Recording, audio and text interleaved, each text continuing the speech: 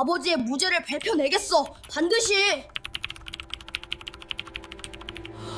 찾았다. 응?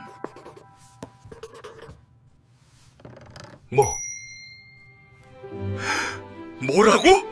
윤 회장은 자신의 컴퓨터가 해킹당한 것을 보고 놀랐지만 더욱 놀라운 것은 그 내용이었습니다. 왜냐하면 화면에 5년 전 사라진 200억 원의 행방을 알고 있습니다. 내일 9시에 회장실에서 증명하겠습니다라고 떠 있었기 때문이죠. 윤 회장은 그 즉시 이 해커, 즉 태준의 제안을 수락하는데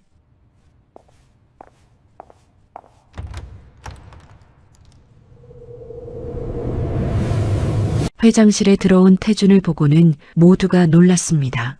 설마 겨우 11살 된 꼬마 아이일 줄은 몰랐기 때문이죠. 그래, 네가 우리 회사를 해킹했다지? 무엇으로 증명할 테냐? 제가 10분 안에 이 회사를 다시 해킹해 볼게요.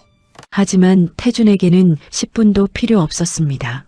게다가 단순히 해킹만 하는 것이 아닌 5년 전 사라진 200억 원의 행방을 정확히 알아낼 뿐 아니라 그 범인을 특정하기까지 하는데 과연 그 범인은 누구일까요? 이야기의 끝까지 함께해 주시며 그 진실을 파헤쳐 주세요. 이야기 시작하겠습니다. 차가운 겨울바람이 서울 변두리의 좁은 골목을 휩쓸고 지나갔습니다. 재개발을 기다리는 낡은 건물들 사이로 11살 태준이 묵묵히 걸어가고 있었어요. 학교가 끝난 오후 4시 다른 아이들이 학원으로 향할 시간에 태준은 고물상으로 발걸음을 옮겼습니다. 아저씨, 오늘도 왔어요. 녹슨 철문을 열고 들어선 태준이 인사를 건넸습니다. 고물상 주인 박 사장은 담배를 문 채로 고개를 끄덕였어요. 그래, 꼬마야. 오늘도 컴퓨터 부품 찾으러 왔냐? 네. 혹시 새로 들어온 거 있어요? 태준의 눈이 반짝였습니다. 박 사장은 구석을 가리켰어요. 저기 회사에서 버린 거 좀 왔다. 한번 뒤져봐라. 태준은 서둘러 폐품 더미로 다가갔습니다. 먼지가 풀썩 일어났지만 개의치 않았어요. 조심스럽게 부품들을 하나씩 살펴보기 시작했습니다. 이건 그래픽 카드네. 아직 쓸만해 보여. 태준의 작은 손이 능숙하게 부품들을 분류했습니다. 램, 하드디스크, 전원장치, 남들에게는 쓰레기일 뿐인 것들이 태준에게는 보물이었어요. 1시간쯤 지났을까요? 태준은 작은 배낭에 쓸만한 부품들을 담았습니다. 박 사장에게 5,000원을 건네고 고물상을 나왔어요. 집으로 가는 길, 태준의 발걸음이 무거워졌습니다. 반지하 집 창문으로 희미한 불빛이 새어나오고 있었어요. 아빠는 오늘도 기침하고 계시겠지. 태준의 마음이 먹먹해졌습니다. 철커덕. 녹슨 대문을 열고 들어서자 습한 곰팡이 냄새가 코를 찔렀어요. 좁은 계단을 내려가니 거친 기침 소리가 들려왔습니다. 콜록, 콜록. 아빠, 저 왔어요. 태준이 조심스럽게 방문을 열었습니다. 현석은 이불을 뒤집어 쓴 채 누워 있었어요. 한때는 한진그룹 금융보안팀장이었던 그의 모습은 이제 어디에도 없었습니다. 태준아, 학교는 잘 다녀왔니? 현석의 목소리가 갈라져 있었어요. 태준은 억지로 미소를 지었습니다. 네, 아빠. 오늘도 재밌었어요. 거짓말이었습니다. 학교에서 아이들은 태준을 도둑의 아들이라고 놀렸어요. 하지만 태준은 아픈 아빠 앞에서 그런 말을 할 수 없었습니다. 약은 드셨어요? 아. 깜빡했네. 현석이 힘겹게 몸을 일으켰습니다. 태준은 서둘러 물과 약을 가져왔어요. 폐질환 치료제, 한 달에 30만 원이나 하는 비싼 약이었습니다. 아빠, 제가 저녁 준비할게요. 뭐 드시고 싶으세요? 아무거나 괜찮아. 아빠는 입맛이 없으니까. 태준은 부엌으로 향했습니다. 냉장고를 열자 김치와 계란 몇 개가 전부였어요. 이번 달도 빠듯하네. 태준의 어깨가 축 처졌습니다. 계란찜을 만들며 태준은 5년 전을 떠올렸어요. 그때까지만 해도 가족은 행복했습니다. 아빠는 한진그룹의 촉망받는 금융보안팀장이었고 엄마는 건강했어요. 하지만 그날 모든 것이 바뀌었습니다. 한진그룹 고객 200억 원이 사라진 그날. 태준아, 밥 먹자. 현석의 목소리에 태준이 정신을 차렸습니다. 작은 밥상을 차려 방으로 들어갔어요. 아빠, 많이 드세요. 그래. 고맙다. 현석은 힘겹게 숟가락을 들었습니다. 태주는 아빠가 밥을 먹는 모습을 지켜보다가 조심스럽게 물었어요. 아빠, 그날 정말 아빠가 한 일이 아니었죠? 현석의 손이 멈췄습니다. 잠시 침묵이 흘렀어요. 태준아, 아빠는 절대 그런 짓을 하지 않았어. 누군가 아빠를 함정에 빠뜨린 거야. 그럼 왜 아무도 믿어주지 않았어요? 태준의 목소리가 떨렸습니다. 현석은 아들의 머리를 쓰다듬었어요. 증거가 없었으니까. 디지털 흔적은 완벽하게 조작됐고 아빠는 그걸 증명할 방법이 없었어. 불공평해요. 태준의 눈에 눈물이 맺혔습니다. 순간 태준의 가슴 속에서 뭔가가 뜨겁게 끓어올랐어요. 괜찮아. 지나간 일이야. 현석이 힘없이 웃었지만 태준은 알고 있었습니다. 아빠가 얼마나 억울해하는지를요. 저녁을 먹고 난 후 태준은 자기 방으로 들어갔습니다. 아니, 방이라고 하기엔 너무 좁은 공간이었어요. 하지만 그곳엔 태준만의 비밀이 숨겨져 있었습니다. 태준은 옷장을 밀어내고 숨겨둔 문을 열었어요. 좁은 다용도실이 나타났습니다. 그리고 그 안에는 파란 불빛이 어둠 속에서 깜빡이고 있었어요. 폐품으로 만든 컴퓨터 7대가 조용히 작동하고 있었습니다. 벽면 가득 복잡한 배선들이 거미줄처럼 얽혀 있었어요. 태준이 의자에 앉아 키보드를 두드리자 모니터에 숫자와 코드들이 빠르게 흘러내렸습니다. 오늘도 블록체인 추적은 계속되고 있네. 태준은 3년 전부터 이 작업을 해왔어요. 학교 도서관에서 프로그래밍 책을 빌려 독학했고 버려진 부품들로 컴퓨터를 만들었습니다. 그리고 한진그룹 사건의 진실을 찾기 위해 밤낮 없이 코드를 짰어요. 트랜잭션 아이디 추적 47% 완료. 화면에 진행 상황이 표시됐습니다.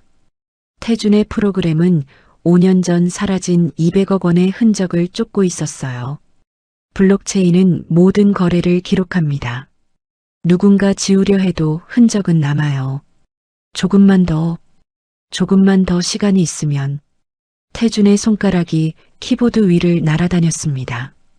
11살이라고는 믿기 어려운 실력이었어요. 탁, 탁, 탁. 고요한 밤 키보드 소리만이 작은 방을 채웠습니다. 암호화 해제 시도 중. 실패. 다시 시도. 태준은 포기하지 않았어요. 아빠의 억울함을 풀어드리고 싶었습니다. 가족을 다시 행복하게 만들고 싶었어요. 그때였습니다. 태준아? 현석의 목소리에 태준이 깜짝 놀랐어요. 서둘러 모니터를 끄고 문을 닫았습니다. 아빠, 왜 안 주무세요? 물 좀 마시려고. 근데 너는 왜 안 자니? 아, 저도 곧 잘 거예요.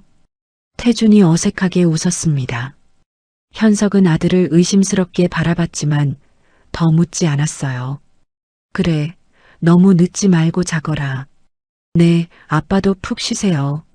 현석이 방으로 돌아간 후 태준은 안도의 한숨을 내쉬었습니다.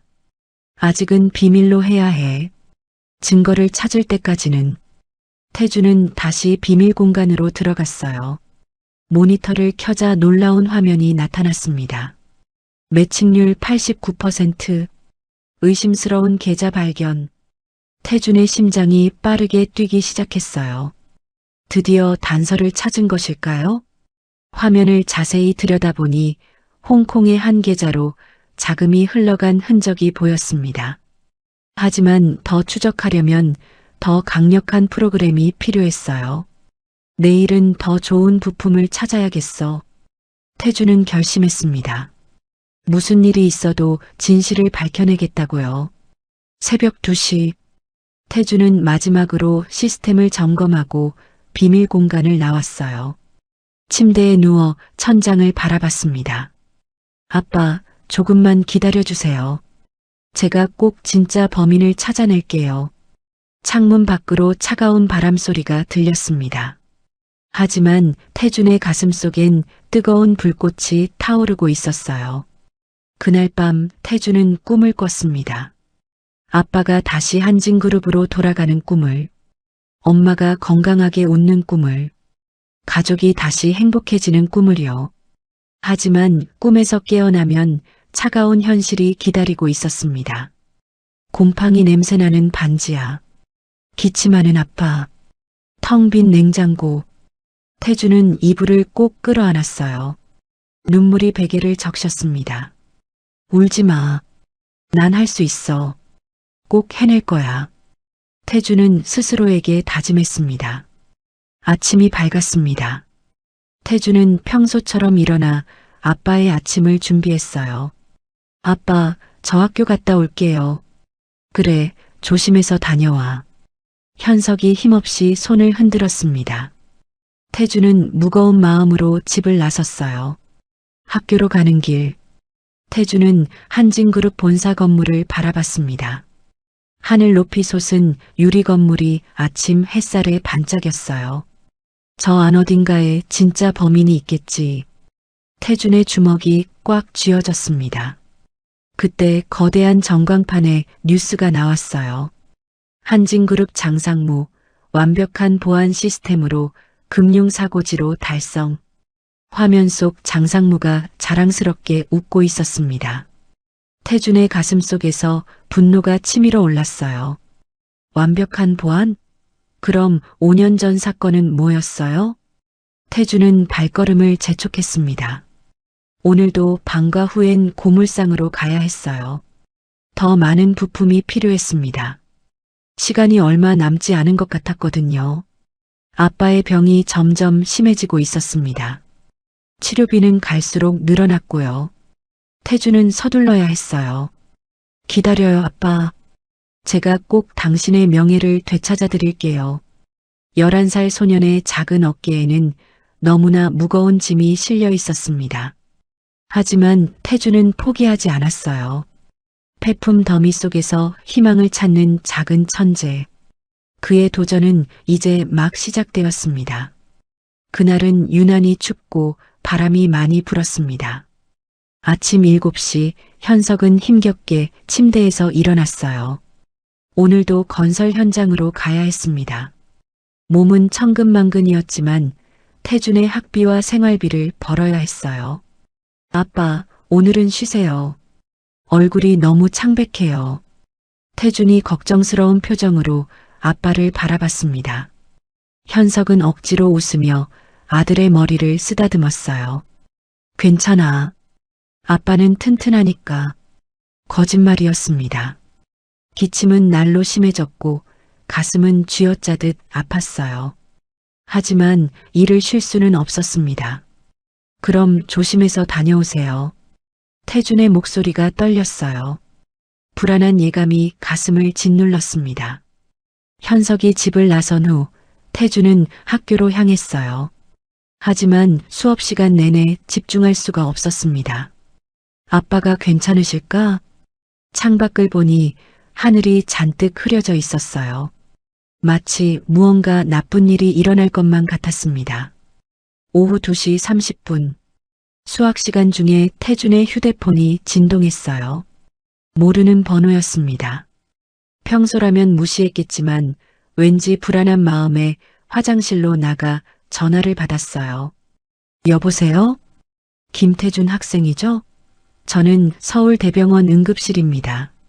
아버님이 사고를 당하셨어요. 쿵. 태준의 심장이 멈추는 것 같았습니다. 휴대폰을 든 손이 부들부들 떨렸어요. 아, 아빠가요? 무슨 일이? 건설 현장에서 철근에 찔리셨다고 합니다. 지금 응급수술 중이에요. 빨리 오셔야 할 것 같습니다. 전화기가 손에서 미끄러져 떨어졌어요. 태준은 정신없이 학교를 뛰쳐나왔습니다. 선생님이 부르는 소리도 들리지 않았어요. 오직 아빠 생각뿐이었습니다. 제발, 제발 무사하세요. 눈물이 앞을 가렸지만 태준은 계속 뛰었어요. 숨이 턱까지 차올랐지만 멈출 수 없었습니다. 서울대병원 응급실. 자동문이 열리자 소독약 냄새가 코를 찔렀어요. 태주는 떨리는 다리로 안내 데스크로 향했습니다. 저, 김현석 환자 보호자예요. 간호사가 컴퓨터를 확인하더니 걱정스러운 표정을 지었어요. 3번 수술실에 계십니다. 저쪽 대기실에서 기다려주세요. 대기실로 가는 발걸음이 천근만근이었습니다. 빨간색 수술 중 표시등이 켜져 있었어요. 태주는 의자에 주저앉았습니다. 손이 계속 떨렸어요. 아빠, 제발. 시간이 너무나 느리게 갔습니다. 1시간이 1년처럼 느껴졌어요. 드디어 수술실 문이 열렸습니다. 의사가 피곤한 표정으로 나왔어요. 김현석 환자 보호자분이신가요? 네, 저예요. 아빠는 괜찮으신가요? 태준이 벌떡 일어났습니다. 의사는 잠시 망설이다가 입을 열었어요. 다행히 생명에는 지장이 없습니다. 하지만 의사의 표정이 어두워졌어요. 철근이 폐를 관통했습니다. 원래 폐 상태도 좋지 않으셨는데 이번 부상으로 더 악화됐어요. 장기 치료가 필요합니다. 태준의 다리에 힘이 풀렸습니다. 치료비는 얼마나 들까요? 작은 목소리로 물었어요. 의사가 난처한 표정을 지었습니다. 정확한 금액은 원무과에서 확인하셔야 하는데 수술비와 입원비 그리고 향후 치료비까지 합치면 최소 1천만 원은 넘을 것 같습니다. 1천만 원. 태준의 눈앞이 캄캄해졌어요. 그런 돈이 어디 있단 말인가요? 일단 중환자실로 옮겼습니다. 면회는 내일부터 가능해요. 의사가 떠난 후 태준은 그 자리에 무너져 내렸습니다. 눈물이 멈추지 않았어요. 어떻게 해야 하지? 어떻게? 원무과로 향하는 발걸음이 무거웠습니다. 직원이 건넨 청구서를 보고 태준은 또 한 번 절망했어요. 응급수술비 450만 원, 중환자실 입원비 하루 80만 원. 숫자들이 빙빙 돌았습니다. 분할 납부가 가능한가요? 네, 가능합니다. 하지만 최소 30%는 선납하셔야 해요. 30%라도 300만 원이 넘었습니다. 태준의 주머니엔 3천 원밖에 없었어요. 병원을 나온 태준은 정처 없이 걸었습니다. 어디로 가야 할지 몰랐어요. 그때 거리의 대형 TV에서 뉴스가 나오고 있었습니다. 한진그룹 장상무, 금융, 보안의 새로운 패러다임 제시. 화면에 장상무의 얼굴이 크게 나타났어요. 비싼 양복을 입고 자신만만하게 웃고 있었습니다.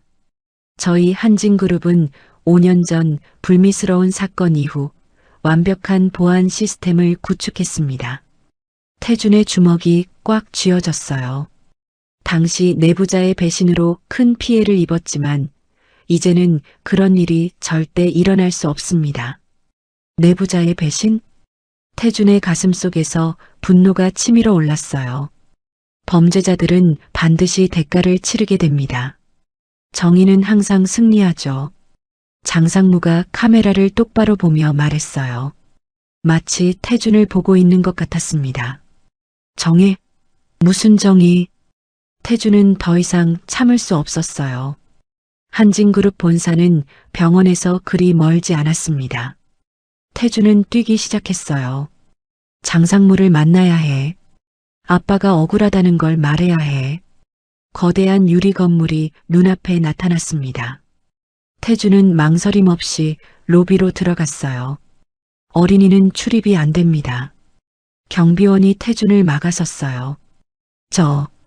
장상무님을 만나야 해요. 제발요.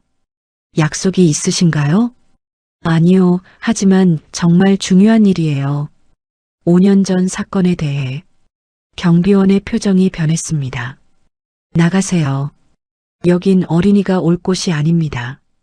제발, 잠깐만이라도. 그때 엘리베이터가 열리고 장상무가 나타났어요. 비서들을 거느리고 당당하게 걸어 나왔습니다. 장상무님, 태준이 소리쳤어요. 장상무가 걸음을 멈추고 돌아봤습니다. 뭐야, 이 꼬마는? 차가운 시선이 태준을 훑었어요. 저, 김현석의 아들 김태준이에요. 장상무의 눈빛이 변했습니다.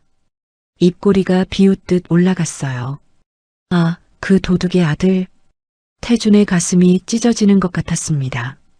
우리 아빠는 도둑이 아니에요. 누군가 아빠를 함정해. 그만. 장상무가 손을 들어 태준의 말을 끊었어요. 5년 전 사건은 이미 끝났어. 내 아버지가 회사 돈을 횡령한 건 명백한 사실이야. 거짓말이에요. 아빠는 그런 사람이 아니에요. 태준의 목소리가 떨렸습니다. 눈물이 볼을 타고 흘러내렸어요. 장상무가 한 걸음 다가왔습니다. 태준을 내려다보는 눈빛이 얼음처럼 차가웠어요. 꼬마야, 현실을 받아들여. 내 아버지는 범죄자고 너는 범죄자의 아들이야. 툭! 태준의 가슴 속에서 뭔가가 끊어지는 소리가 들렸어요. 가난하면 다 도둑이 되는 건 아니지만 내 아버지는 욕심을 이기지 못했어. 장상무가 코웃음을 쳤습니다. 그리고 이제 와서 뭘 어쩌겠다는 거니? 증거라도 있어?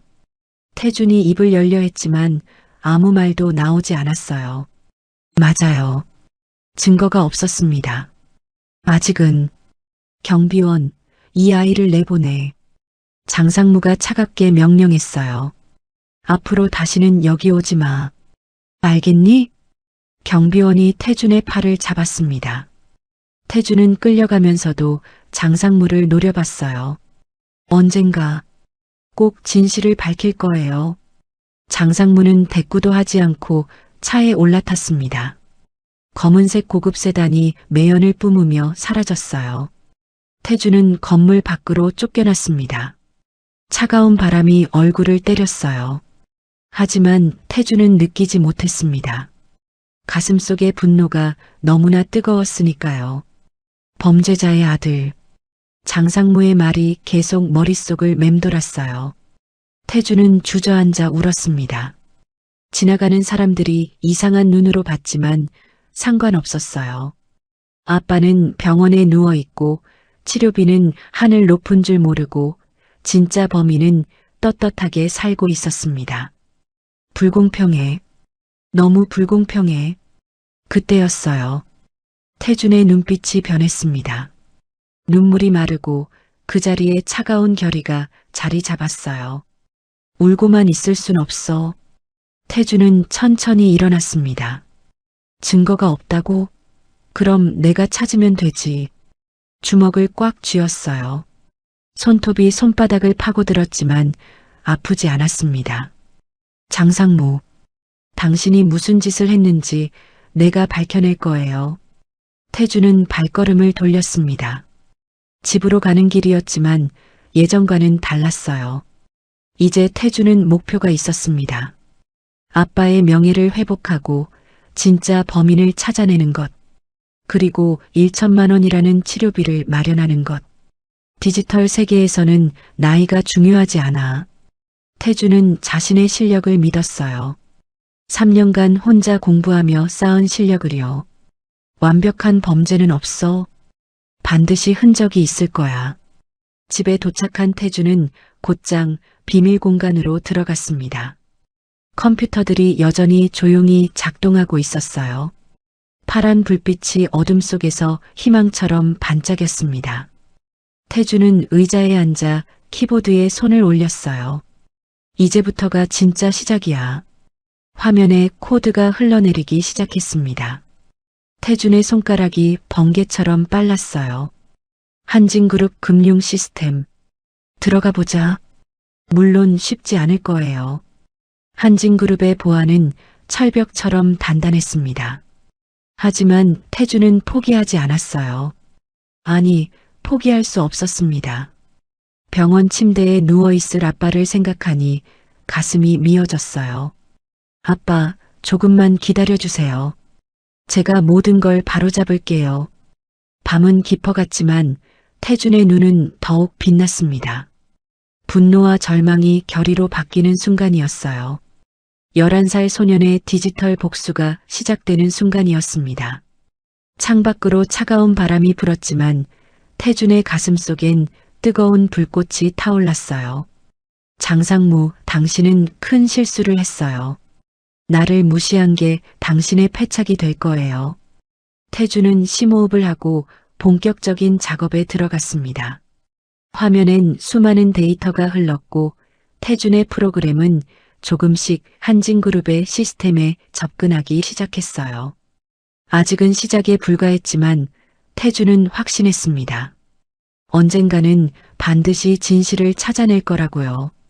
밤 11시 태준은 비밀 공간에서 숨을 고르며 모니터를 응시했습니다. 화면엔 한진그룹의 메인 서버 구조도가 떠 있었어요. 3일 동안 밤을 새워가며 분석한 결과였습니다. 오늘이야. 오늘 반드시 들어간다. 태준의 손가락이 키보드 위에서 춤을 추기 시작했어요. 탁, 탁, 타닥. 고요한 밤 키보드 소리만이 작은 방을 채웠습니다. 첫 번째 방화벽. 태준이 만든 특수 프로그램이 작동하기 시작했어요. 화면에 초록색 코드들이 폭포수처럼 쏟아져 내렸습니다. 방화벽 분석 중, 취약점 검색. 10분이 지났을까요? 드디어 작은 틈이 보였습니다. 찾았다. 태준의 눈이 반짝였어요. 하지만 이건 시작에 불과했습니다. 한진그룹의 보안 시스템은 7중 방화벽으로 이루어져 있었어요. 첫 번째를 뚫었다고 해서 안심할 수 없었습니다. 두 번째 방화벽은 더 복잡했어요. 태준의 이마에 땀방울이 맺혔습니다. 실내 온도는 춥지만 긴장감 때문에 몸이 달아올랐어요. 침착하자. 할 수 있어. 태준은 새로운 접근법을 시도했습니다. 정면 돌파가 아닌 우회 경로를 찾기 시작했어요. 30분의 사투 끝에 두 번째 방화벽도 통과했습니다. 하지만 세 번째 방화벽 앞에서 태준은 멈춰 섰어요. 이상해. 너무 쉬워. 뭔가 함정 같았습니다. 태준은 조심스럽게 코드를 분석했어요. 역시나 가짜 통로였습니다. 만약 그대로 들어갔다면 즉시 추적당했을 거예요. 역시 한진그룹이야. 만만치 않네. 태준은 다시 처음부터 분석을 시작했습니다. 새벽 1시가 되자 드디어 진짜 통로를 찾았어요. 하지만 그 순간 태준의 심장이 쿵쾅거리기 시작했습니다. 화면에 경고 메시지가 떴어요. 침입 시도 감지. 추적 시작. 안 돼. 태준의 손가락이 미친 듯이 움직였습니다. 추적을 따돌리기 위한 가짜 IP 주소를 수십 개 생성했어요.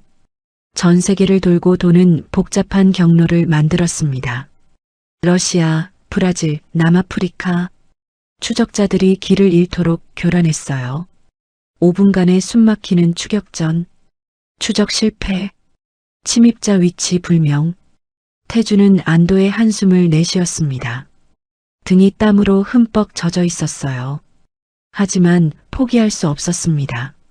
아빠가 병원에서 고통받고 있다는 생각에 다시 힘이 났어요. 네 번째, 다섯 번째 방화벽을 차례로 돌파했습니다. 그리고 새벽 2시 30분, 여섯 번째 방화벽 앞에 섰을 때 태준은 놀라운 것을 발견했어요. 블록체인 거래 기록? 5년 전 날짜에 암호화폐 거래 내역이 숨겨져 있었습니다. 태준의 가슴이 두근거렸어요. 이건 분명 단서였습니다. 거래 내역을 추적하기 시작했어요. 복잡한 경로를 거쳐 돈이 이동한 흔적이 보였습니다. 한국에서 시작해 홍콩, 스위스, 케이맨 제도, 전형적인 돈 세탁 경로야. 태준은 모든 데이터를 자신의 서버에 백업했습니다. 그리고 마지막 관문. 7번째 방화벽은 지금까지와는 차원이 달랐어요. 양자 암호화 기술이 적용되어 있었습니다. 이건 내 실력으론 부족해. 태주는 잠시 좌절했습니다. 하지만 포기하지 않았어요. 다른 방법이 있을 거야. 태주는 시스템을 다시 살펴봤습니다. 그러다 작은 빈틈을 발견했어요. 시스템 업데이트를 위한 백도어였습니다. 아주 작은 구멍이었지만 태준에겐 충분했어요. 조심스럽게 백도어로 접근했습니다. 그리고 드디어 접속 성공? 태준은 주먹을 불끈 쥐었어요. 한진그룹 금융 시스템의 핵심부에 들어온 것입니다. 하지만 기뻐할 시간은 없었어요. 언제 들킬지 모르니 서둘러야 했습니다. 5년 전 사건 파일을 검색했어요. 파일이 삭제됐네. 하지만 흔적은 남아있어.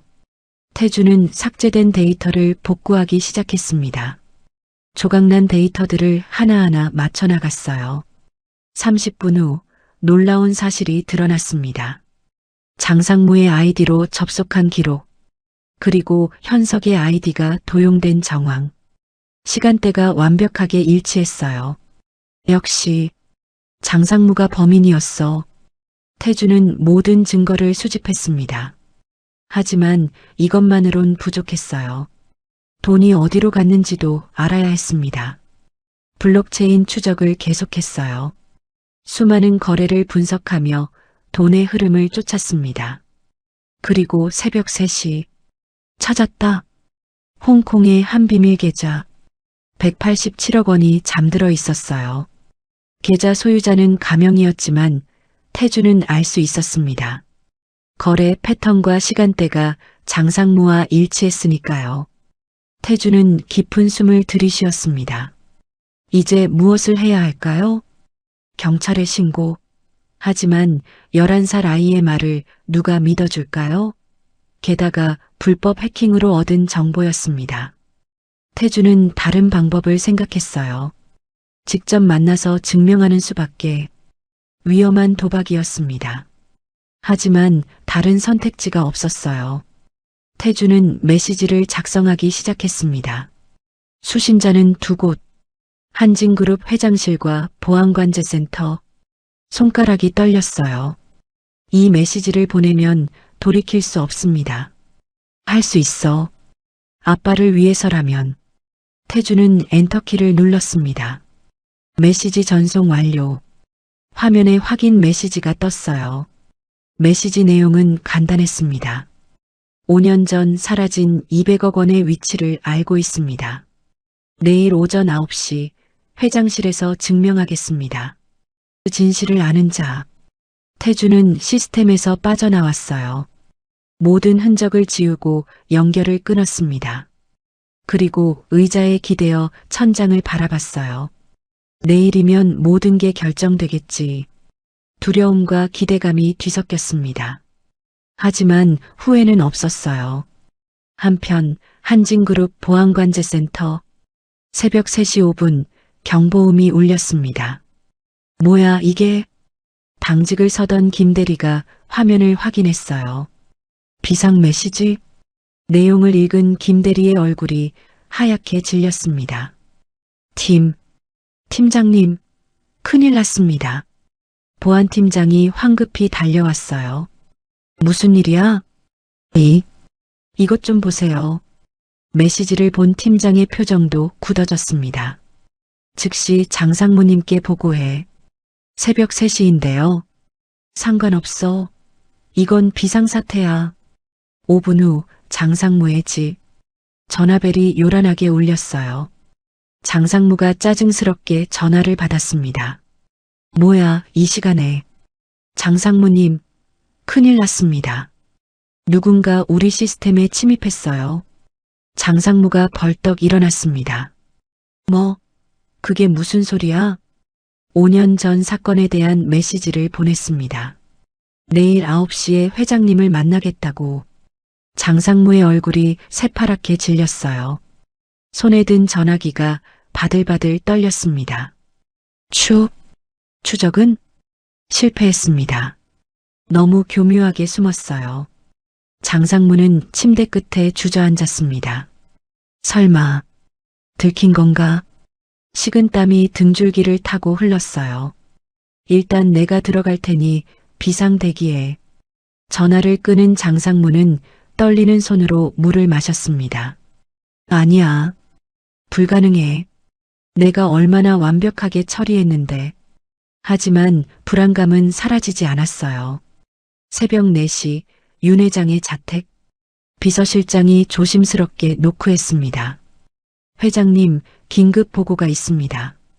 들어와. 윤 회장은 이미 깨어 있었어요. 나이가 들수록 잠이 줄어들었습니다. 무슨 일인가?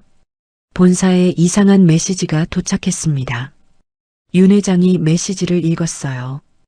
표정은 변하지 않았지만 눈빛이 날카로워졌습니다. 흥미롭군. 장상무가 출근 중이라고 합니다. 그래, 부지런하기도 하지. 윤 회장의 입가에 의미심장한 미소가 떠올랐어요. 내일 9시라. 만나봐야겠어. 하지만 회장님, 위험할 수도. 윤 회장이 손을 들어 말을 막았습니다. 5년 전 사건은 나도 늘 의구심을 품고 있었네. 이참에 진실을 들어보는 것도 좋겠어. 비서실장은 더 이상 반대하지 않았어요. 윤 회장의 결정은 번복되지 않으니까요. 새벽 5시 한진그룹 본사. 장상무가 헐레벌떡 도착했어요. 보안팀이 비상 대기 중이었습니다. 침입 경로는 아직 분석 중입니다. 하지만 상당한 실력자 같습니다. 장상무의 불안감이 커졌어요. CCTV는 확인했나? 네, 하지만 이상한 점이 없었습니다. 대체 누가 이런 짓을? 장상무는 자기 사무실로 들어가 컴퓨터를 켰어요. 혹시 모를 흔적을 지우기 위해서였습니다. 하지만 이미 늦었어요. 태주는 모든 증거를 확보한 뒤였으니까요. 아침 6시 태준의 집. 태주는 한숨도 자지 못했어요. 오늘이 운명의 날이었습니다. 거울을 보니 눈밑이 까맣게 그늘져 있었어요. 하지만 눈빛만은 살아 있었습니다. 할 수 있어. 반드시 해낼 거야. 태주는 가장 깨끗한 옷을 입었어요. 비록 낡았지만 단정하게 차려입었습니다. 가방에는 노트북과 백업 자료를 담았어요. 그리고 아빠가 쓰던 낡은 손목시계를 찾습니다. 아빠, 오늘 제가 모든 걸 바로잡을게요. 태주는 결연한 표정으로 집을 나섰습니다. 3시간 후면 모든 게 결정됩니다. 진실이 밝혀지든 아니면 태준이 위험에 빠지든. 하지만 태준은 두렵지 않았어요. 정의는 반드시 승리한다고 믿었으니까요. 오전 8시 55분. 태준은 한진그룹 본사 앞에 서 있었어요. 거대한 유리 건물이 아침 햇살을 반사하며 위압적으로 솟아 있었습니다. 심호흡을 했어요. 가슴이 너무 빨리 뛰어서 숨이 막힐 것 같았습니다. 할 수 있어. 여기까지 왔잖아. 태주는 낡은 가방을 꽉 쥐고 건물 안으로 들어갔어요. 로비에는 어제와 같은 경비원이 서 있었습니다. 태준을 보자 눈살을 찌푸렸어요. 너 또 왔니? 어제 분명히 말했잖아. 오늘은 약속이 있어요.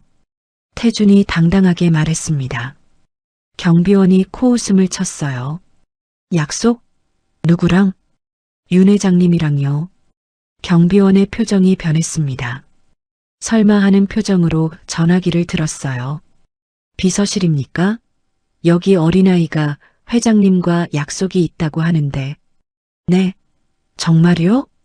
전화를 끄는 경비원은 믿을 수 없다는 표정이었어요. 30층 회장실로 가래. 엘리베이터는 저쪽이야. 태주는 고개를 끄덕이고 엘리베이터로 향했습니다. 숫자가 올라갈 때마다 심장 박동도 빨라졌어요. 10층, 20층, 25층. 이제 돌이킬 수 없어. 딩. 30층에 도착했습니다. 엘리베이터 문이 열리자 넓은 복도가 나타났어요. 끝에는 거대한 나무 문이 있었습니다. 태준이 한 걸음씩 다가갈 때마다 다리가 떨렸어요. 하지만 멈출 수 없었습니다. 톡톡. 노크를 하자 안에서 낮은 목소리가 들렸어요. 들어오게. 문을 열고 들어서니 거대한 회장실이 펼쳐졌습니다. 한쪽 벽은 통유리로 되어 있어 서울 시내가 한눈에 보였어요. 그리고 커다란 책상 뒤에 윤 회장이 앉아 있었습니다. 백발이 성성한 노인이었지만 눈빛만은 매서웠어요. 옆에는 장상무가 서 있었습니다. 태준을 보는 눈빛이 날카로웠어요. 내가 그 메시지를 보낸 아이인가? 윤 회장이 물었습니다. 목소리는 차분했지만 위험이 느껴졌어요. 네, 맞습니다. 태준이 떨리는 목소리로 대답했어요. 장상무가 비웃듯 말했습니다. 회장님, 시간 낭비입니다. 이 꼬마가 뭘 안다고. 조용히 하게. 윤 회장의 한마디에 장상무가 입을 다물었어요. 윤 회장은 태준을 자세히 살펴봤습니다. 낡은 옷, 까만 눈밑, 하지만 똑바로 자신을 바라보는 눈빛. 이름이 뭔가? 김태준입니다. 김태준. 혹시 김현석 씨 아들인가? 태준이 놀랐어요. 윤 회장이 아빠를 기억하고 있다니. 네, 맞습니다. 윤 회장이 고개를 끄덕였어요. 좋은 직원이었지. 안타까운 일이었어. 장상무의 표정이 굳어졌습니다. 그래서 무엇을 증명하겠다는 건가? 윤 회장이 물었어요. 태준은 가방에서 낡은 노트북을 꺼냈습니다. 10분만 주세요. 10분 안에 5년 전 사건의 진실을 보여드리겠습니다. 10분? 네. 그리고 사라진 돈이 어디 있는지도 찾아내겠습니다. 회장실에 침묵이 흘렀어요. 장상무가 먼저 입을 열었습니다. 회장님, 이건 말도 안 됩니다. 전문가들도 못 찾은 걸 어린아이가. 재미있군. 윤 회장이 미소를 지었어요. 좋아. 10분을 주겠네. 회장님, 장상무는 조용히 지켜보게. 자, 시작하게. 태준은 떨리는 손으로 노트북을 열었어요. 화면이 켜지자 곧바로 프로그램을 실행했습니다. 먼저 5년 전 사건 당일의 로그 기록을 보여드리겠습니다. 태준의 손가락이 키보드 위를 날아다니기 시작했어요. 탁, 타닥, 탁탁. 화면에 복잡한 코드들이 흘러내렸습니다. 지금 한진그룹 백업 서버에 접속하고 있습니다. 장상무의 얼굴이 하얗게 질렸어요. 어떻게? 방화벽을? 태준은 대답하지 않고 작업을 계속했습니다. 1분. 첫 번째 방화벽이 뚫렸어요. 윤 회장의 눈빛이 반짝였습니다. 2분. 두 번째, 세 번째 방화벽이 연달아 무너졌어요. 불가능해. 장상무가 중얼거렸습니다. 이마에 땀이 맺혔어요. 3분. 태준이 삭제된 파일들을 복구하기 시작했습니다. 5년 전의 데이터가 하나둘씩 나타났어요. 여기 보세요. 사건 당일 오후 3시 27분. 누군가 제 아버지의 아이디로 접속했습니다. 화면에 로그 기록이 떴어요. 하지만 이 시간에 아버지는 회의실에 있었어요. CCTV 기록을 확인해 보세요. 4분. 태준이 다른 화면을 열었습니다. 5년 전 CCTV 영상이 재생됐어요. 보이시죠? 아버지는 회의 중이었습니다. 그럼 누가 아버지 아이디로 접속했을까요? 5분. 태준은 더 깊이 파고들었어요. IP 추적을 시작했습니다. 접속 위치는 장상무님 사무실이네요. 장상무가 소리쳤어요. 거짓말이야. 조작된 거야. 하지만 목소리는 떨리고 있었습니다. 6분. 태준은 이제 본격적으로 블록체인을 추적하기 시작했어요. 200억 원이 어떻게 움직였는지 보여드리겠습니다. 화면에 복잡한 거래 내역이 나타났어요. 돈이 여러 계좌를 거쳐 이동하는 모습이 선으로 연결되어 보였습니다. 한국에서 시작해서 홍콩, 스위스, 케이맨 제도. 7분. 추적은 계속됐어요. 수십 개의 가상 계좌를 거쳐 복잡하게 얽힌 돈의 흐름. 하지만 태준의 프로그램은 정확하게 경로를 쫓아갔습니다. 블록체인은 거짓말을 하지 않습니다. 모든 거래가 기록되어 있어요. 8분. 마침내 마지막 계좌가 화면에 떴어요. 홍콩 HSBC 은행. 계좌번호 땡땡땡땡땡땡땡땡땡땡. 윤 회장이 앞으로 몸을 기울였습니다. 그리고 이 계좌의 실제 소유자는 태준이 마지막 분석을 시작했어요. 9분. 암호화된 정보들이 하나씩 풀렸습니다. 거래 시간, 접속 IP, 사용 패턴. 모든 것이 한 사람을 가리키고 있었어요. 장상무님, 태준이 조용히 말했습니다. 187억 원이 아직 그 계좌에 있습니다. 나머지 13억은 거래 수수료와 환차손으로 사라졌고요. 9분 50초. 태준은 마지막으로 엔터키를 눌렀어요. 화면에 모든 증거가 정리되어 나타났습니다. 시간, 장소, 금액, 계좌. 완벽한 증거였어요. 10분. 증명 끝났습니다. 태준이 노트북에서 손을 뗐어요. 회장실은 무거운 침묵에 잠겼습니다. 장상무의 얼굴은 새하얗게 질려 있었어요. 다리가 풀려 의자를 붙잡고 겨우 서 있었습니다. 이건 조작이야. 하지만 목소리에는 힘이 없었어요. 윤 회장은 화면을 자세히 살펴봤습니다. 표정이 점점 차가워졌어요. 장상무, 회장님, 설명할 수 있겠나? 장상무는 입을 뻐끔거렸지만 아무 말도 나오지 않았어요.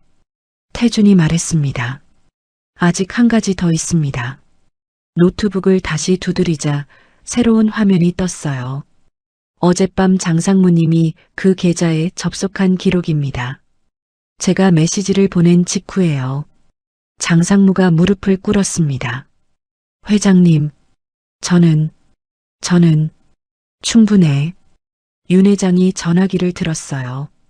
보안팀장, 지금 즉시 올라오게. 전화를 끄는 윤 회장은 태준을 바라봤습니다. 눈빛이 부드러워져 있었어요. 놀라운 실력이군. 11살이라고 했나? 네. 어떻게 이런 실력을? 태준은 잠시 망설이다가 대답했어요. 아버지의 억울함을 풀고 싶어서 혼자 공부했습니다. 윤 회장이 고개를 끄덕였어요. 3년 동안요? 네. 폐품으로 컴퓨터를 만들고 도서관에서 책을 빌려 읽었어요. 윤 회장의 눈가에 무언가 반짝였습니다. 감동인지 안타까움인지. 문이 벌컥 열리고 보안팀이 들어왔어요. 장상무를 데려가게. 네. 하지만 지금 당장. 보안팀이 장상무를 일으켜 세웠습니다. 장상무는 태준을 원망스럽게 바라봤어요. 내가 모든 걸 망쳤어. 하지만 태준은 담담했어요. 아니에요. 당신이 5년 전에 이미 모든 걸 망쳤어요. 장상무가 끌려나간 후 회장실에는 윤 회장과 태준만 남았습니다. 윤 회장이 천천히 일어났어요. 창가로 걸어가 밖을 내다봤습니다. 미안하네. 갑작스러운 사과에 태준이 놀랐어요. 네, 자네 아버지께 우리 회사가 억울한 누명을 씌웠으니. 윤 회장이 돌아봤어요. 당장 모든 것을 바로잡겠네. 자네 아버지의 명예를 회복시키고 정당한 보상을 하겠어.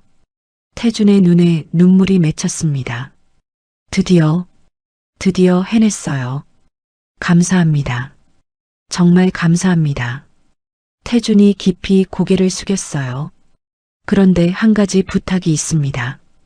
뭔가? 그 돈, 187억 원은 587명의 피해 고객들 것이잖아요. 그분들께 돌려주세요. 윤 회장이 놀란 표정을 지었어요. 보상금도 안 받고? 아버지의 명예가 회복되는 것만으로 충분해요. 그리고 태준이 잠시 머뭇거렸어요. 아버지가 지금 병원에 계세요. 치료비가 좀 필요한데 얼마나 필요한가? 1천만 원이요. 윤 회장이 미소를 지었어요. 그것뿐인가? 자네 아버지는 최고의 치료를 받으실 자격이 있네. 모든 병원비는 우리가 책임지겠어. 태준의 다리에 힘이 풀렸습니다. 긴장이 풀리자 그동안 참았던 눈물이 쏟아졌어요. 그리고 자네, 윤 회장이 태준에게 다가왔어요. 이런 재능을 썩히기엔 아깝군. 우리 회사에서 제대로 교육받지 않겠나? 저는 아직 11살인데요. 천재에게 나이가 무슨 상관인가. 영재 프로그램을 만들겠네. 태준은 믿을 수 없었어요. 꿈인가 싶었습니다. 하지만 윤 회장의 따뜻한 손이 어깨에 놓이자 실감이 났어요. 이제 모든 게 바뀔 거예요. 아빠의 명예도, 가족의 삶도, 그리고 태준의 미래도.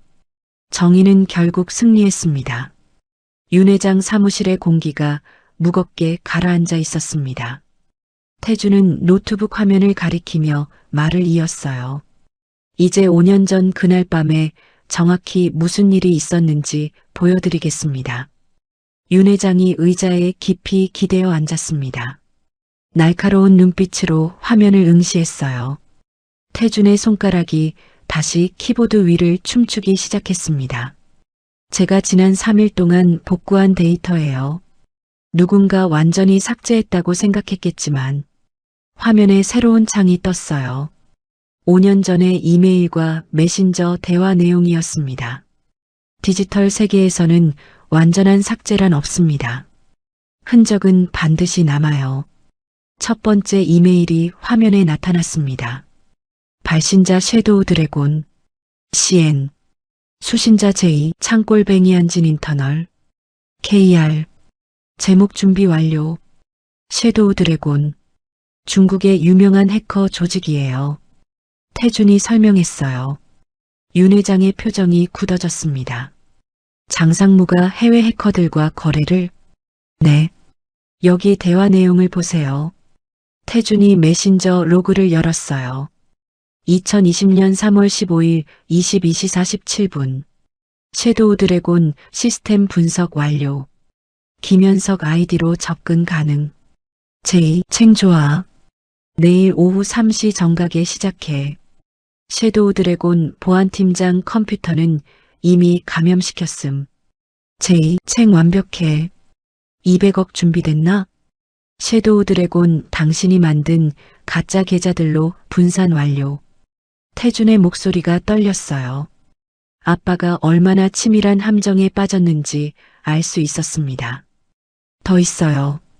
다음 화면으로 넘어갔습니다. 2020년 3월 16일 15시 25분. J. 챙 시작해. 섀도우 드래곤 김현석 아이디로 로그인 완료. 섀도우 드래곤 금융 시스템 접근 중. J. 챙 일단 50억부터 빼내. 정확히 이 시간에 아빠는 회의실에 있었어요. 20명이 넘는 증인이 있었죠. 태준이 CCTV 화면을 띄웠습니다. 시간이 정확히 일치했어요.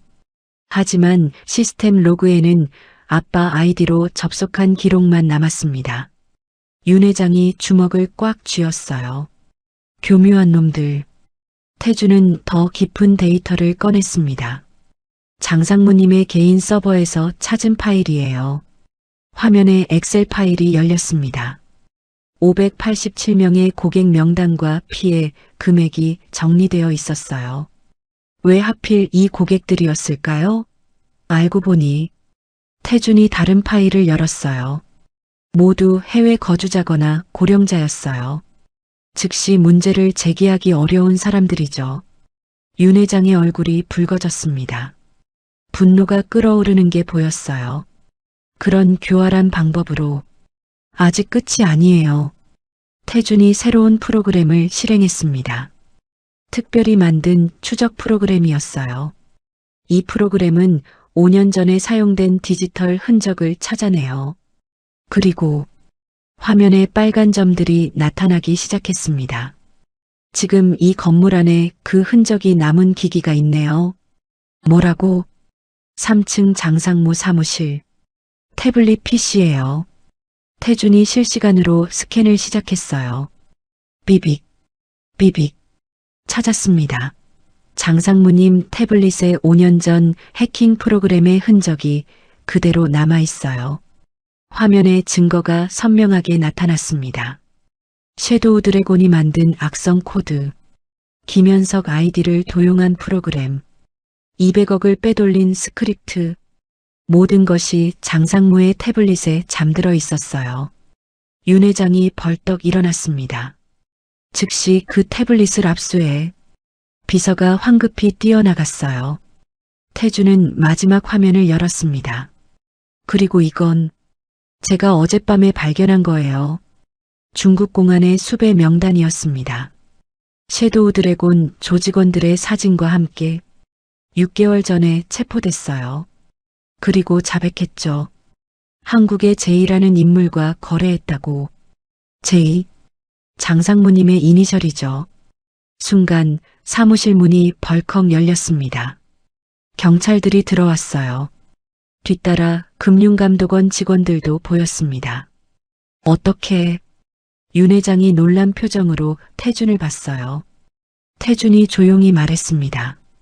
사실 제가 오기 전에 이미 모든 증거를 금융감독원과 경찰청에 보냈어요. 뭐라고?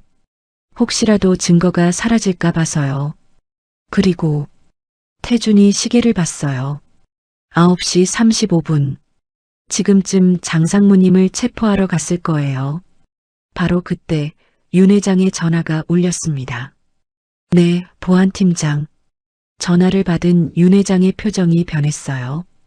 뭐, 장상무가 도망치려 했다고? 태준은 놀라지 않았습니다. 예상했던 일이었어요. 공항에서 잡았다고? 알았네. 전화를 끊은 윤 회장이 허탈하게 웃었어요. 홍콩으로 도망치려 했다는군. 자네가 예상했나? 네. 그래서 미리 경찰에 연락했어요. 경찰관이 다가왔습니다. 김태준 군이시죠? 보내주신 증거 잘 받았습니다. 정말 놀라운 실력이에요. 고맙습니다. 금융감독원 직원도 말했어요. 덕분에 5년 만에 사건이 해결됐습니다. 피해자들에게 큰 희망이 될 거예요. 태준의 가슴이 뜨거워졌습니다. 드디어 해냈어요. 아빠의 억울함을 풀었어요. 30분 후 장상무가 수갑을 찬 채 회사로 연행되어 왔습니다. 초라한 모습이었어요. 비싼 양복은 구겨져 있었고 얼굴은 창백했습니다. 윤 회장 앞에 선 장상무는 고개를 들지 못했어요. 왜 그랬나? 윤 회장의 목소리는 차분했지만 깊은 실망이 묻어났습니다. 20년을 함께 일했네. 자네를 믿었어. 죄송합니다. 장상무의 목소리는 작았어요. 욕심이 너무 컸습니다. 그래서 죄 없는 사람에게 누명을 씌웠나? 장상무가 처음으로 고개를 들었어요. 태준을 바라봤습니다. 미안하다. 정말 미안하다.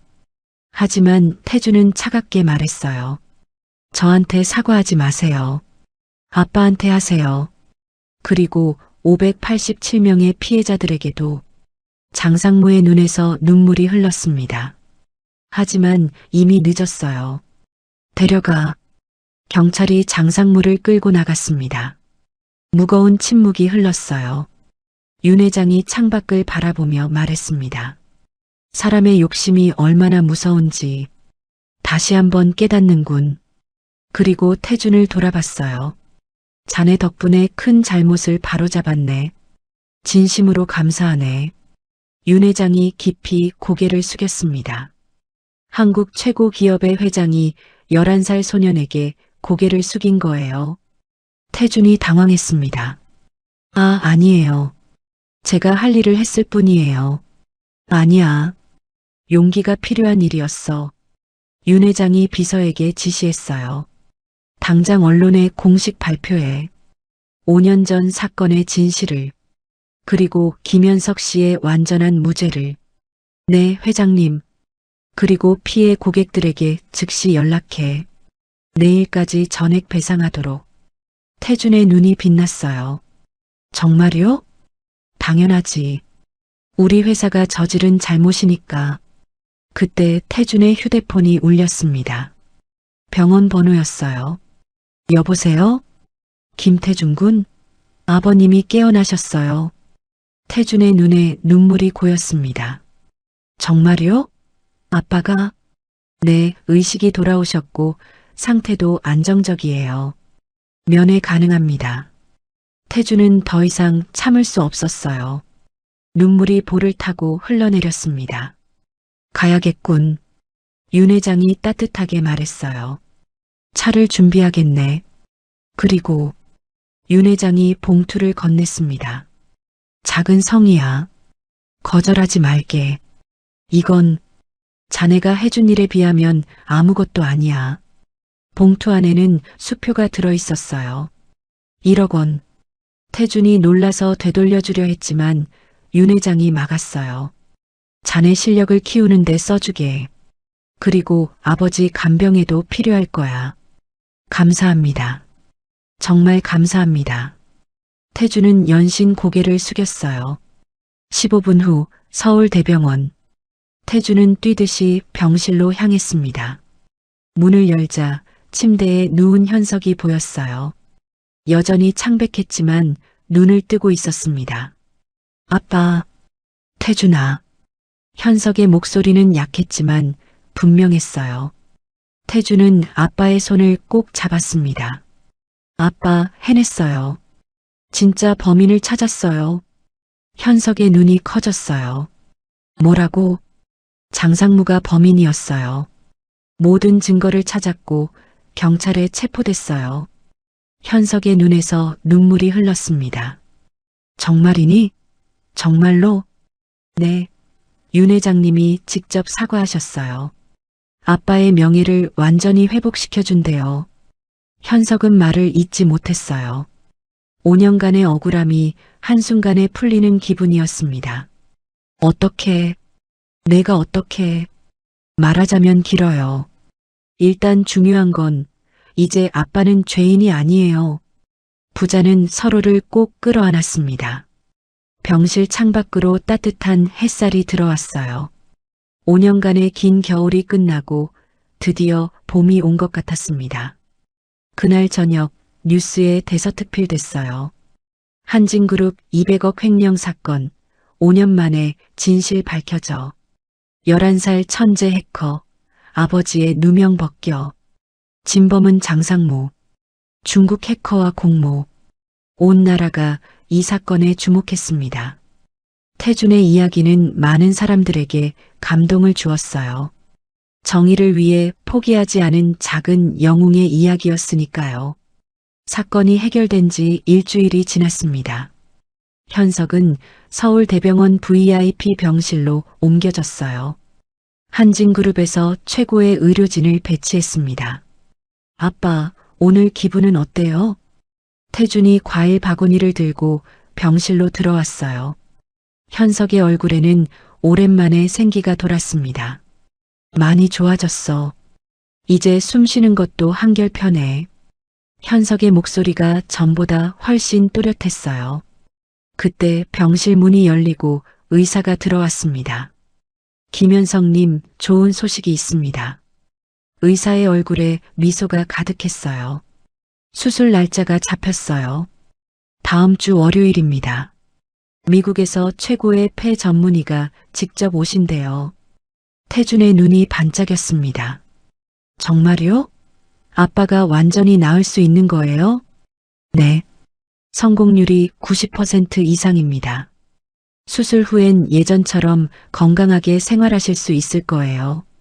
현석의 눈가가 촉촉해졌어요. 희망이 보이기 시작했습니다. 그날 오후 특별한 손님이 찾아왔어요. 안녕하세요, 김현석 씨. 윤 회장이 직접 병문안을 온 것입니다. 비서들이 든 꽃다발이 병실을 가득 채웠어요. 회장님, 현석이 놀라 일어나려 했지만 윤 회장이 만류했습니다. 편히 계세요. 제가 사과하러 왔습니다. 윤 회장이 깊이 고개를 숙였어요. 5년 동안 큰 고통을 드려서 죄송합니다. 아닙니다. 회장님 잘못이 아니에요. 아니요. 제가 직원을 제대로 관리하지 못한 책임이 있습니다. 윤 회장이 서류를 꺼냈어요. 복직 서류입니다. 금융보안본부장 자리가 기다리고 있습니다. 현석이 놀란 눈으로 서류를 봤어요. 본부장이라니. 전보다 더 높은 자리였습니다. 그리고 5년간의 체불 임금과 위로금도 준비했습니다. 또 다른 서류가 나왔어요. 금액을 본 현석은 말을 잃었습니다. 이렇게 많이. 당연한 보상입니다. 그리고 윤 회장이 태준을 바라봤어요. 이 영웅에 대한 이야기도 해야겠군요. 태준이 얼굴을 붉혔습니다. 저는 영웅이 아니에요. 아니야. 자네는 진정한 영웅이야. 윤 회장이 새로운 서류를 꺼냈어요. 한진그룹 영재 육성 프로그램 1기생. 자네를 위해 특별히 만들었네. 영재 프로그램요? 최고의 교육과 함께 장학금도 지원할 거야. 물론 의무는 없어. 자네가 원하는 길을 가면 돼. 태준은 믿을 수 없다는 표정으로 서류를 봤어요. 꿈만 같았습니다. 이틀 후 한진그룹 대강당. 거대한 강당에 500명이 넘는 사람들이 모였어요. 모두 5년 전 사건의 피해자들이었습니다. 여러분께 진심으로 사과드립니다. 윤 회장이 단상에서 고개를 숙였어요. 오늘 이 자리에서 모든 피해금을 환급해드리겠습니다. 이자까지 포함해서요. 강당이 술렁였습니다. 한 할머니가 눈물을 훔쳤어요. 5년 동안 그 돈 때문에 얼마나 고생했는지 정말 돌려받을 수 있는 건가요? 사람들의 목소리에는 아직 믿기지 않는다는 감정이 묻어났어요. 네, 지금 바로 입금해드리겠습니다. 직원들이 나와 한 명씩 확인하며 송금을 시작했어요. 확인했습니다. 정말 들어왔어요. 나도 이자까지 다 들어왔어. 기쁨의 함성이 터져 나왔습니다. 여기저기서 울음소리가 들렸어요. 태준은 무대 한쪽에서 이 모습을 지켜봤습니다. 가슴이 뜨거워졌어요. 이게 바로 정의구나. 한 청년이 태준에게 다가왔어요. 혹시 김태준 군 맞죠? 네. 고마워요. 정말 고마워요. 청년이 태준의 손을 꼭 잡았어요. 덕분에 아버지의 병원비를 마련할 수 있게 됐어요. 태준의 눈시울이 붉어졌습니다. 자신과 같은 처지의 사람들이 이렇게 많았구나. 그때 또 다른 사람들이 다가왔어요. 우리 딸 학자금을 되찾았어요. 어머니 요양원비를 낼 수 있게 됐어요. 정말 고마워요, 태준아. 수많은 사람들이 태준에게 감사 인사를 전했습니다. 태준은 그저 고개를 숙일 뿐이었어요. 제가 한 일은 작은 거예요. 여러분이 받아야 할 돈을 찾아드린 것뿐이에요. 하지만 사람들에게 태준은 영웅이었습니다. 포기하지 않고 정의를 실현한 작은 영웅. 한 달 후, 현석의 수술은 성공적이었어요. 회복실에서 눈을 뜬 현석은 처음으로 편하게 숨을 쉴 수 있었습니다. 아빠, 태준아, 이제 정말 괜찮은 것 같아. 부자는 꼭 끌어안았어요. 새로운 시작이었습니다. 3개월 후, 현석은 한진그룹으로 돌아갔어요. 금융보안본부장실에 처음 들어선 날 직원들이 박수로 맞이했습니다. 본부장님, 돌아오신 것을 환영합니다. 이제야 제자리를 찾으신 거예요. 현석의 눈가가 촉촉해졌어요. 동료들의 따뜻한 환영이 가슴을 울렸습니다. 한편 태준은 새로운 도전을 시작했어요. 국가사이버안보영재원에 오신 것을 환영합니다. 태준은 대한민국 최고의 화이트 해커 교육기관에 입학했습니다. 11살 최연소 입학생이었어요. 여기서는 기술을 올바르게 사용하는 법을 배울 거예요. 교관이 엄숙하게 말했습니다. 해킹 기술은 칼과 같아요. 누군가를 해칠 수도 지킬 수도 있죠. 태주는 고개를 끄덕였어요. 이미 그 교훈을 뼈저리게 배웠으니까요. 6개월 후, 태주는 영재원에서 최고의 성적을 기록했어요. 하지만 그보다 중요한 일이 있었습니다. 청소년 사이버 보안 동아리에 오신 걸 환영해요. 태준이 직접 만든 동아리였어요. 학교 폭력, 사이버 괴롭힘으로 고통받는 친구들을 돕는 동아리였습니다. 형, 정말 해커가 될 수 있어요? 중학생 한 명이 눈을 반짝이며 물었어요. 그럼요. 하지만 착한 해커가 되어야 해요. 태준이 미소 지으며 대답했습니다. 기술은 사람을 돕는 데 써야 해요. 절대 해치는 데 쓰면 안 돼요. 아이들이 고개를 끄덕였어요. 태준은 자신이 걸어온 길을 되돌아봤습니다. 폐품 더미에서 시작해 정의를 실현하기까지 쉽지 않은 길이었지만 후회는 없었어요. 1년 후 봄, 한강공원에 두 사람이 나란히 걸었습니다. 건강을 완전히 회복한 현석과 한 뼘 더 자란 태준이었어요. 태준아, 아빠가 정말 자랑스러워. 저도 아빠가 자랑스러워요. 벚꽃이 흩날리는 길을 걸으며 두 사람은 웃었어요. 앞으로 뭐가 되고 싶니? 현석이 물었습니다. 태준은 잠시 생각하다가 대답했어요. 사람들을 지키는 사람이요. 기술로 약한 사람들을 보호하는 사람. 멋진 꿈이네. 아빠처럼요. 현석이 놀란 눈으로 아들을 봤어요. 아빠는 항상 정직하게 살았잖아요. 어려운 상황에서도 굴복하지 않았고요. 태준이 아빠의 손을 꼭 잡았습니다. 저도 그렇게 살고 싶어요. 햇살이 두 사람을 따뜻하게 비췄어요. 고통스러웠던 시간들이 이제는 추억이 되었습니다. 그리고 그 추억이 더 나은 미래를 만드는 힘이 되었어요. 저녁, 태준의 집. 예전의 반지하가 아닌 새 아파트였습니다. 태준아, 저녁 먹자. 현석의 건강한 목소리가 울렸어요. 네, 아빠. 태준이 컴퓨터를 끄고 거실로 나왔습니다. 식탁에는 따뜻한 음식이 가득했어요.